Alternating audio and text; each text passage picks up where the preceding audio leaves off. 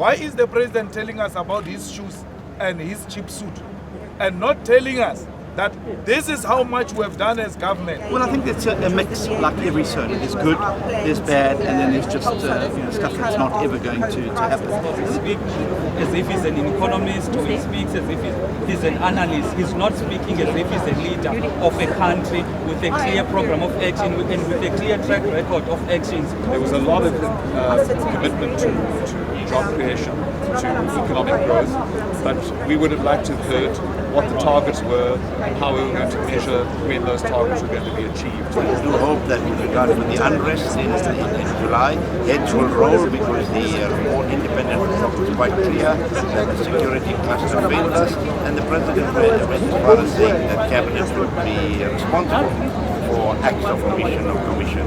We want to see action.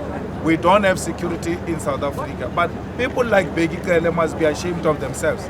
Such an expert report, an honorable person will not even wait for the president to fire him. He should be resigning to show remorse and say we have failed the people of South Africa. Save the president if he wants to do so.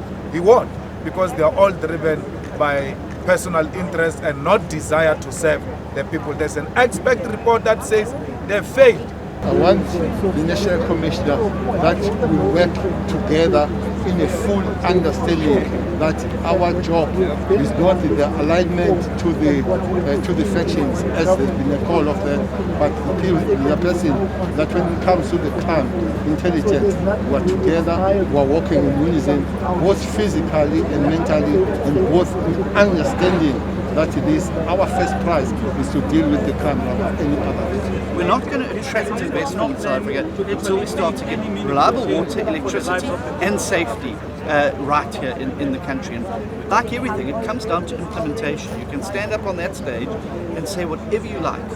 Unless you're implementing it and you're monitoring that implementation, you're going to be sitting at a Sona again in a year's time with very little to show for itself. Under his leadership, unemployment has risen, crime has risen, poverty has risen, and there is no clear direction in which anyone can have confidence in his presidency. Youth of South Africa must just know they are on their own. No one is going to create jobs for them. They said they will find for themselves, sending them into the hands of private sector, which is going to exploit them, because the role of the private sector is to exploit particularly young people and pay them lower wages. There is no government that is going to succeed in the whole world without being at the center of job creation. I think good this evening was the President's section on the economy. There it is, straight out of the DA playbook. Cutting red tape, making a conducive environment. But here's the thing, the big final admission from an ANC President that the state and state-led growth is not the way forward. You've got to incorporate the private sector and let them create the jobs in South Africa. And I think that is a big departure from the statist approach that the ANC has been adopting.